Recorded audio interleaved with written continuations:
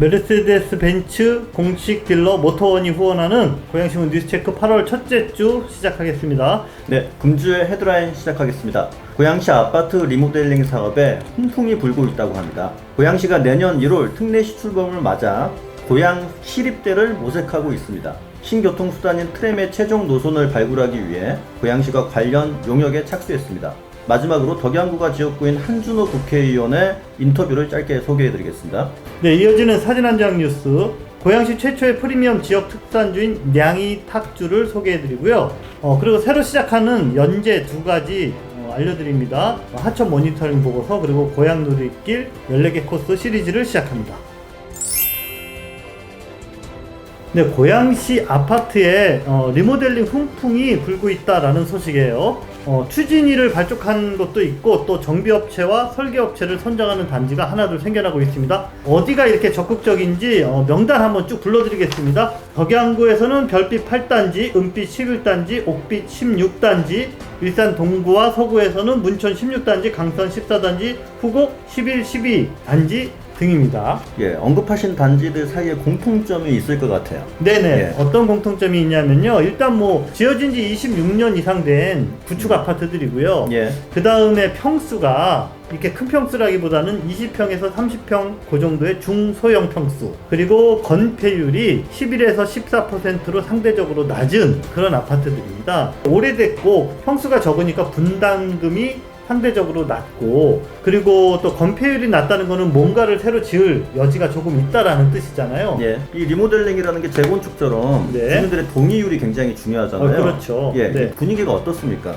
네, 지금 그 정비업체, 설계업체 우선 대상자를 계약을 완료한 좀 앞서 나가는 별빛 8단지의 경우 주민 동의율이 53%로 과반수를 넘은 이제 그런 단지가 이제 처음 나온 거예요. 그래서 여기 추진위 관계자들은 올해 안으로 조합이 정식으로 설립되려면 67%, 그러니까 3분의 2 이상이 동의해야 되거든요. 올해 안으로 요 주민 동의율 67% 달성을 이제 기대한다, 이렇게 이야기하더라고요. 네, 근데 또 관심 가는 단지가 문천 16단지인데 맞습니다. 예, 이 단지가 경기도가 이제 이렇게 돈을 대주고 리모델링 컨설팅을 해주는 시범 단위로 뽑혔잖아요. 여기도 지금 설계업체를 선정하고 지금 이제 계획안 그리고 추정 사업비와 추정 분담금 요거를 산정하고 있고요. 그리고 과연 주민들이 분담금을 얼마나 낼 수 있는지 그거를 지금 조사하는 이런 단계에 들어갔다라고 합니다. 그 밖에 강선 14단지 역시 정비업체 선정 절차에 착수를 했고요. 또 후발주자인 후곡마을 11, 12단지는 약간 특이하게 두 단지가 통합으로 리모델링을 한번 추진하자라고 지금 뭔가 분위기를 띄우고 있습니다. 사업성을 높이기 위해서 통합까지 이제 아마 뭐 그러겠죠. 준비하는 네. 거군요. 근데 요즘 들어서 부쩍 리모델링 바람이 부는 이유가 있을까요? 네, 그거 뭐 간단합니다. 같은 일산 신도시 안에서 신축 아파트와 구축 아파트의 동일 평수의 가격을 비교를 해보면 정말 차이가 많이 나거든요. 예, 그렇죠. 그러니까 우리도 새롭게 깨끗하게 요즘 그 디자인으로 한번 다시 리모델링을 하면 그 아파트의 가치가 상승할 것이다라는 기대감이죠. 이제 이런 심리를 타고 대형 건설사들도 이제 달려들고 있죠. 그렇죠. 이제 일기 신도시가 30년이 가까이 되다 보니까 여기저기에서 리모델링에 대한 요구들이 이제 쏟아져 나올 거 아닙니까? 그러다 보니 건설사에서도 이게 이제 중요한 하나의 사업 분야가 된 겁니다. 그래서 지금 또 상대적으로 리모델링은 기존에 있는 골조에서 공사를 하기 때문에 또 사업 추진이 좀 빠르다, 이런 장점도 건설사 측면에서는 있습니다. 그러다 보니까 지금 사진에서 보시는 것처럼 대형 건설사들이 시공권을 따기 위해서 뭔가 좀 가능성과 움직임이 있는 단지에 경쟁적으로 자기네 이름 딱 넣은 이런 현수막 막 붙이고 있습니다. 그래서 모든 현수막에 쓰여 있는 말은 리모델링 사업의 성공적 추진을 기원합니다. 그러나 가로 안에 담긴 말은 우리에게 맡겨주세요. 그래야 춤을 추는 거죠. 네. 현수막으로. 이제 이렇게 입주민과 건설사의 욕구가 이제 맞아 떨어지고 있는데 네. 그래도 과연 이게 순풍에 돛단 듯이 네. 이렇게 잘 될까? 순항할 수 있을까? 예, 이게 뭐 가능할까요? 근데 저희도 뭐 제목을 뭐 이제 훈풍 이렇게 뽑긴 했지만 사실은 그 진지하게 접근해야 된다라고 지적하는 전문가들도 많이 있습니다. 우선 구체적인 내용도 모른 채 막연히 이렇게 분위기에 휩쓸리지 않으면 좋겠다라고 지적하는 전문가들이 있고요. 그 이유는 뭐냐면 생각보다 절차가 복잡하다라는 겁니다. 네. 한번 이것도 제가 좀 한번 읽어드리겠습니다. 리모델링을 이제 추진하려면 어떤 절차가 필요하냐면요. 추진위 설립, 정비업체 선정, 리모델링 기본계획 수립, 조합 설립, 시공사 선정, 안전진단, 건축심의, 사업계획 승인, 분담금 확정 총회, 이주 및 철거, 2차 안전진단, 착공, 준공, 최소한 12개 단계. 예. 이 단계 하나하나를 마치 예. 허들을 넘듯이 어렵게 이렇게 넘어가야 된다라는 건데, 가장 중요한 주민 동의율 67% 없는 거, 이거 만만치 않다. 네. 왜냐면 리모델링 하는 기간 동안 다들 어디 가 있다가 다시 와야 되고 돈도 내야 되는데 예. 모든 사람들이 이런 형편이 되는 건 아니기 때문에. 그렇죠. 이해관계가 다 다르죠. 그래서 고양시 리모델링 과연 어떻게 이제 방향이 잡힐지 저희가 앞으로 지속적으로 보도해드리겠습니다. 네, 여러분 뭐 잘 아시는 것처럼 내년 1월에 고양시가 특례시가 되잖아요. 근데 요거와 관련해서 새로운 용어가 요새 약간 등장을 했어요. 네. 네, 고양 시립대. 예. 네, 이게 무슨 얘기죠? 고양시가 공식적으로 밝히지는 않고 있는데 네. 시립대를 추진을 하고 있더라고요. 근데 지금 뭐 있는 대학들도 이렇게 자꾸 문을 닫고 또 학생 수도 줄고 이런 지금 상황에서 고양시 예산으로 종합대, 시립대를 새로 만든다. 이거 정말 어려운 얘기 아닌가요? 그렇죠. 고양시에 지금 4개의 사립대가 있는데 네. 거기에 추가해가지고 고양시가 시립대를 만든다. 시 예산으로. 그렇게까지는 당연히 힘들다. 시도 이렇게 보고 있더라고요. 그거 아니다? 예, 그거는 오해다. 기존에 있는 고양시 사립대 4개 중에 네. 고양시가 시 재정을 일부 부담한다. 사업재단하고 고양시가 공동 운영하는 것으로 이렇게 지금 갖고 있습니다. 그러니까 예를 들어서 고양시가 돈을 좀 부담하고 네. 입김을 좀 집어넣는 것이죠. 고양시가 네, 네. 이런 학과가 우리한테 필요해. 우리 시에 네. 필요해. 이런 식으로 주장해가지고 공동 운영하고 거기 대학 이름에 시립대 권한을 부여하고 등록금도 좀 낮추고 이렇게 가려고 지금 생각 중입니다. 네. 자, 고양시에 있는 대학교 한번 짚어보겠습니다. 아시겠지만 지금 여기 로고 나오는 것처럼요. 한국항공대, 그 다음에 농협대, 그 다음에 중부대 고양 캠퍼스, 그리고 마지막 하나는 동국대 바이오 캠퍼스. 뭐 요 중에 이제 고양시와 어떻게 이제 뜻이 맞는 그런 네. 학교를 하나 선정해서 서로 좀 윈윈 해보자. 뭐 이런 네. 거네요. 그렇죠. 논의가 지금 시작된 단계는 아니에요. 자, 그러면 시립대가 되면 고양시가 어떤 거를 노리는 거예요? 그러니까 고양시가 시립대를 꼭 굳이 해야 될까? 네. 먼저 이런 당위성에 대해 생각해 봐야 되는데 고양시는 시립대가 꼭 필요하다고 해요. 왜냐면은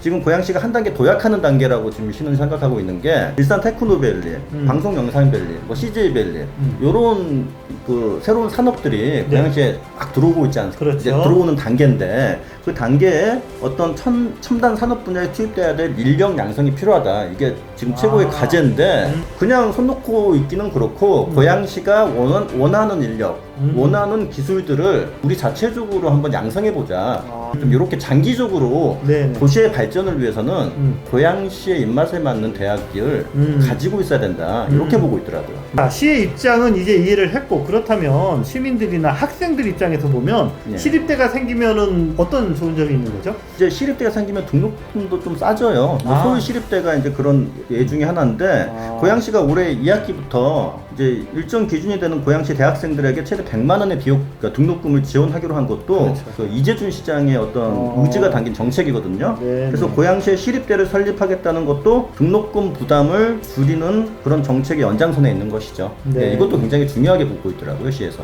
네, 고양시가 대학생들에게 많이 공을 들이고 있는 그런 네. 느낌이네요. 이번 기사는 요 사진이 좀 약간 눈에 띄네요. 실제 사진 같지는 않고 뭔가 조감도 같은데. 조감도예요. 성남시가 트램을 지금 추진하고 있는데 네네. 판교에 놓일 트램 조감도입니다. 네네. 예. 네. 고양시도 지금 트램 용역을 네. 처음으로 네. 착수에 들어갔습니다. 정말 어디가 가장 적합한 노선인지를 찾아보겠다라는 건데. 네, 그렇습니다. 지금 이미 이제 확정 발표된 노선이 있잖아요, 고양시는. 네. 대곡, 고양시청, 식사동을 연결하는 트램 노선이 이미 이제 발표가 됐는데 그 노선을 포함해서 트램을 중심으로 고양시 내부 철도망, 구축 계획안을 마련해 보겠다. 이게 이제 목적이에요. 이게 이제 이 용역의 과업 지시서인데 네. 제목에는 트램이라는 말이 안 들어가 있지만은 사실상 트램 용역입니다. 이 용역 결과가 어떻게 나오느냐에 따라서 또 이 지역마다 약간 희비가 좀 엇갈릴 것 같은. 지금 뭐 기사가 올라가자마자 우리 지역에 나달라 이렇게 뭐 그런 댓글들이 막 달리고 있는데요. 네. 이 용역은 과업 기간이 꽤 길어요. 8개월로 잡아놨거든요. 그러니까 1년 반을 기다려야 되죠. 제가 이소우 기자님한테 한번 물어볼게요. 트램을 놓으려면 제 생각에 두 가지 정도가 고려될 것 같은데, 하나는 사업성도 있어야 되고 예. 또 하나는 정말 대체 교통수단이 필요한 곳. 이 두 예. 가지 요소가 있을 텐데 어떤 게 더 중요할까요? 네, 이 두 가지가 당연히 다 중요하겠죠. 네. 예, 정답을 말씀해 주셨는데 예, 고양시에는 지금 철도 노선이 많이 계획돼 있지만은 오히려 이제 상대적인 박탈감을 가진 교통 소외 지역이라고 하는 곳들이 꽤 있습니다. 여기저기서 이제 아우성이죠. 우리 집 앞으로 좀 놔달라. 왜 우리 집을 비껴나가냐? 하필이면은 이제 이런 곳들 중심으로 도시철도망, 트램을 아마 구축할 가능성이 높고요. 근데 당연히 이제 이게 고양시가 운영해야 되니까 적자 노선으로 운영하면 안 돼요. 시 재정이 계속 마이너스가 들어가게 되면은 이거 정말 망하는 사업이거든요. 그래서 사업성까지 두루 갖춰야 된다.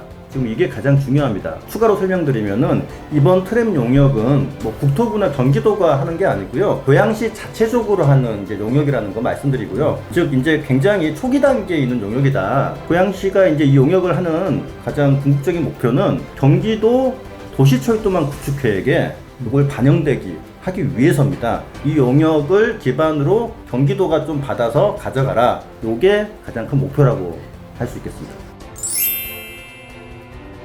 지난주에 저희 이성우 기자와 제가 한준호 고양시을 더불어민주당 국회의원을 만나고 왔습니다. 이성우 기자가 이제 취재 기사를 잘 정리했고요. 저는 영상 인터뷰를 짧게 찍기도 했습니다. 한준호 국회의원이 이제 원내 대변인이면서 중앙당 선거관리위원회 간사 겸 대변인입니다. 초선 의원인데도 당에서 이제 그 역할과 비중이 점점 더 커지고 있는 그런 느낌인데, 우리 지역에는 조금 이렇게 밀착이 좀 덜한 느낌이라서 저희가 찾아간 거잖아요. 알고 보니까 금토일 거리에 나가서 시민들과 항상 만나고 있다.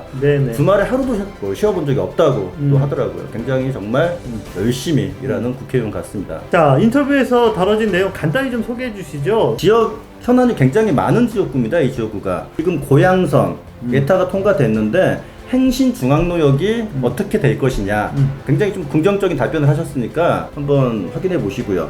창릉 신도시 내 기피시설 때문에 향동지구 주민들이 굉장히 뿔이 났습니다.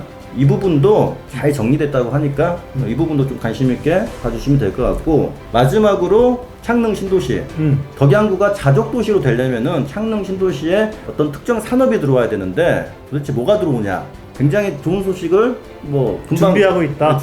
곧 나올 것이다. 굉장히 자신감 있게 말씀하셨거든요. 기사에는 또 이제 영상에 들어가지 못한 그런 어떤 지금 정치권에 대한 초선 의원으로서의 어떤 그런 그 평가라든지 뭐 이런 이야기도 있고, 또 본인의 어떤 인간적인 모습도 저희가 이제 질문드린 그런 내용도 있습니다. 그러니까 여러분들 신문 기사 그리고 또 뉴스 택배로 올려드린 영상 한번 재미있게 봐주시기 바랍니다. 이번 주 고양신문 8면에는 고양시 최초 프리미엄 지역 특산주로 선정된 냥이 탁주를 소개해 드렸습니다. 농업회사 법인인 행주산성주가에서 생산한 이 냥이 탁주는요, 그 지역 특산주의 규정에 맞게 고양에서 생산되는 가와지 쌀을 주 원료로 하고 그 외 재료들도 순수 국산 천연 재료로만 만든 아주 프리미엄 탁주라고 합니다. 여러분들도 한번 인터넷에서도 판매를 한다니까요, 한번 맛보시기 바랍니다. 자, 이번 주부터 새롭게 시작하는 기획 연재 두 꼭지를 소개를 해드리겠습니다. 먼저 고양시의 하천 모니터링 보고서입니다. 고양시에는 그 하천 네트워크에 소속된 여러 단체들이 그 하천에 있는 생태계를 이렇게 모니터링하는 활동을 하는데요. 이번 주부터 한 달에 한 번씩 그 하천에서 활동하는 그 활동가들의 모습과 그리고 그곳의 생태 또 자연 환경 등을 저희가 정리해서 게재해 드리도록 하겠습니다. 이번 첫째 순서에는 하천 생태 동아리가 모니터링한 대화천의 모습을 보실 수 있습니다. 고양신문 12면에 또 한 가지 연재가 시작됐는데요. 제가 직접 취재를 하고 격주로 이제 기사를 쓸 계획인데요. 고양시에 있는 고양 누리길 14개 코스를 하나하나 직접 다니면서 여러분들에게 친절하게 그 정보를 알려드리도록 하겠습니다. 버스를 어디서 내리면 되는지, 또 중간에 뷰포인트, 그리고 또 포토존 이런 것도 자세히 좀 설명을 해드리려고 하거든요. 이번 주에는 그 첫 번째 코스인 북한산 누리길, 그 백운대의 절경, 그리고 또 사기막돌 계곡의 물소리가 정말 아름다운 길을 소개해드렸습니다.